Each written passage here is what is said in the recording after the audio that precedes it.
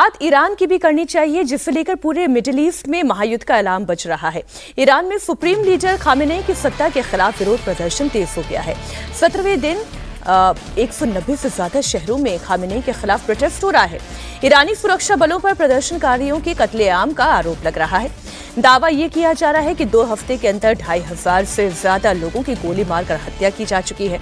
हालांकि लोग मरने वालों की संख्या इससे ज्यादा बता रहे हैं। वहीं आज ईरान में प्रदर्शनकारी को सरेआम फांसी पर लटकाया जा सकता है। इरफान सुल्तानी नाम के इस प्रदर्शनकारी को आज हिंसा करने और भड़काने के आरोप में चौराहे पर फांसी दी जा सकती है। ईरान में हो रहे नरसंहार की रिपोर्ट से डोनाल्ड ट्रंप बेहद गुस्से में हैं। डोनाल्ड ट्रंप ने खामेनेई को वार्निंग दी है।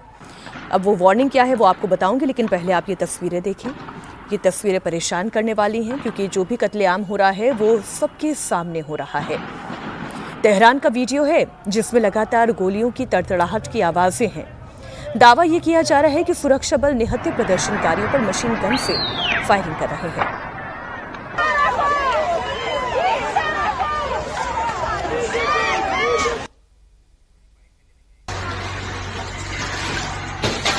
ये देखें तस्वीरें, और गोलियों की आवाजें आ रही हैं। प्रदर्शनकारी लाइब्रेरी फूंक रहे हैं। अब जितने सरकारी गैर सरकारी जो संस्थान हैं उनके ऊपर हमले होने लग गए हैं। इस बीच ईरान को लेकर डोनाल्ड ट्रंप ने बयान दिया। ट्रंप ने प्रदर्शनकारियों से अपील की है कि वो अपना प्रदर्शन जारी रखें। अमेरिका की मदद रास्ते में है। ट्रंप ने प्रदर्शनकारियों से यह भी कहा कि वो संस्थाओं पर कब्जा कर लें।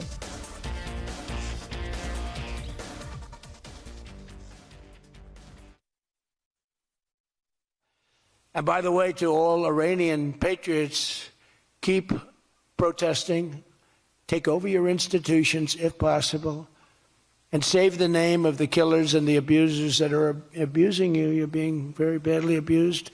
If the numbers are right, now I hear 5 different sets of numbers. I hear numbers, look, 1 death is too much, but I hear much lower numbers, and then I hear much higher numbers. But I say save their names because they'll pay a very big price.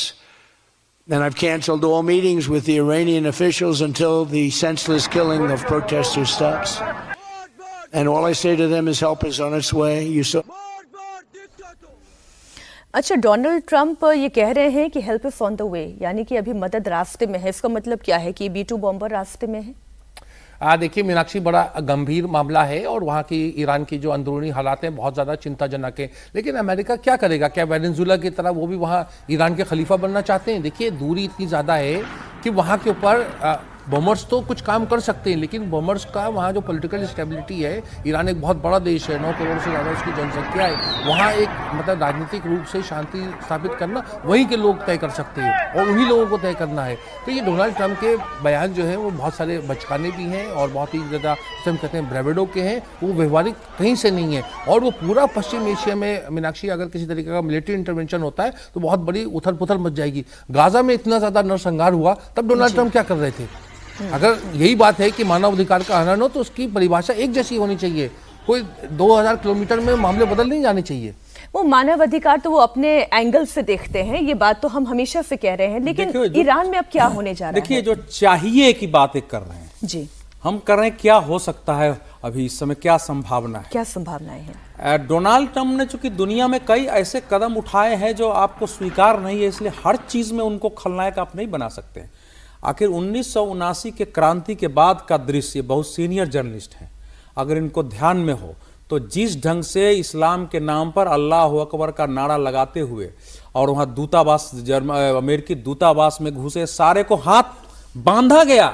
वहाँ दूतावास के जितने थे सब कर्मचारी थे सब बंधक बना के रखे गए, उसमें आग लगाया गया। और आज तक अमेरिका का मतलब जो फिजिकल दूतावास होता है वो नहीं है, वहाँ वर्चुअल दूतावास से काम चल रहा है। और दुनिया की शक्तियों के बीच पश्चिम यूरोप हो, अमेरिका हो, उसका एक लक्ष्य रहा है कि यहां से आयतुल्ला के शासन का अंत किया जाए। ये उनका घोषित एम है। जो इविल राष्ट्र घोषित करते थे उसमें ईरान था, उसमें उत्तर कोरिया था, उसमें चीन होता था, सीरिया होता था। तो इविल राष्ट्रों में उसको मानते हैं, तो उनका तो लक्ष्य है, वो अमेरिका का नेशनल मतलब एम है, ऑब्जेक्टिव है वहां से उसको खत्म करना। लेकिन किम जोंग उन से यही डोनाल्ड ट्रंप मुलाकात भी करते हैं। इस समय की परिस्थिति क्या है कि हम लोग जो कह रहे हैं, देखो वहां इस्लामी शासन है, उसके देखिए वहां विद्रोह के साथ क्या होना चाहिए? हम कह रहे हैं ना सरेआम फांसी दे देना। ये इस्लाम की मान्यता के अनुसार वो अपना काम करेंगे, लोगों को मारेंगे, काटेंगे, क्योंकि आप इस्लाम का विद्रोह का मतलब आप उस जो खुदा और अल्लाह है उसके शासन का विद्रोह कर रहे हैं। यहाँ धर्म की व्याख्या करना उदय जी नहीं तो वहाँ वहाँ जो कानून है, इस्लामी देश तो 45 है, इस्लामी देश तो 45 है। मैं बस इसमें एक बात ऐड कर दूं अवधेश जी, रशीद जी, जो वहां पे महिलाएं प्रोटेस्ट कर रही हैं वो इसीलिए प्रोटेस्ट कर रही हैं कि उनके ऊपर धर्म के का जो लबादा उन्हें जबरदस्ती उड़ाने की कोशिश की जा रही है, वो बुर्का फेंक रही है, हिजाब फेंक रही है, वो उसी ऑटोक्रेट मानसिकता के खिलाफ कर रही है। जी जी बिल्कुल। देखिए मीनाक्षी, आप बिल्कुल सही बात कह रही है। वहाँ महिलाओं के जो मौलिक अधिकारों का हनन होता है और इस तरीके की चीजें वहाँ बहुत ज्यादा थोपी जाती हैं, लेकिन उसको किसी धर्म विशेष से जोड़ना मुझे लगता है सही नहीं है, क्योंकि वो आप अल्जीरिया में देखिए, आप मोरक्को में देखिए, आप मलेशिया में देखिए, आप इंडोनेशिया में देखिए, आप ईरान को इस्लामी शासन वहाँ भी है। देखिए मेरा कहना यह है शरिया का शासन है ना, ये एक बहुत ही मौलिक बात है और तमाम धर्मों के साथ इस्लाम के साथ ज्यादा है। 45 देश हैं जो अपने आप को मुस्लिम देश कहते हैं, वहां आप जाइए तो वहां समाज में अलग अलग तरह की उसकी व्याख्याएं हैं। भारत में अपना इस्लाम है, सऊदी अरब में अपना इस्लाम है, ईरान में अपना इस्लाम है। इसको इस्लाम से हम इसको राजनीतिक चश्मे से देखें तो बेहतर रहेगा। अच्छा सुनिए, आप जानते हैं पाकिस्तान में आप देखिए इस्लाम का दुरुपयोग होता है। आप जानते हैं कि ईरान में इस्लाम के नाम पर ही शासन बदला गया, उसकी एक अलग क्रांति हुई, वामपंथियों की क्रांति की तरह एक इस्लामिक क्रांति की कंप्लीट रूप से। और आयातुल्लाह का जो खिताब होता है, आपको मालूम है कि आयातुल्लाह का खिताब एक खलीफा के तरह का है शिया धर्म। आपको ये भी पता है कि वो शिया धर्म की वो है, तो ही ना देश में अगर आप देखें तो 70% से ज्यादा सुन्नी लोग हैं। हाँ, मैं जानता हूं। तो 70% तो वैसे बाहर हो गए। तो उन्होंने आयातुल्लाह का जो पदवी होती है वो सुन्नियों के खलीफा की तरह है, उन्होंने उसी का, वहाँ इस्लाम का शासन है, वहाँ का मौलिक अधिकार, वहाँ फंडामेंटल राइट जैसी चीज नहीं है, वहाँ दूसरी दो बातें हैं मैं जो मेरे दर्शक भी समझना चाहेंगे। पहला तो ये कि अब ईरान में क्या होने जा रहा है, क्या कोई फुल फ्लेजेड वॉर होने जा रही है?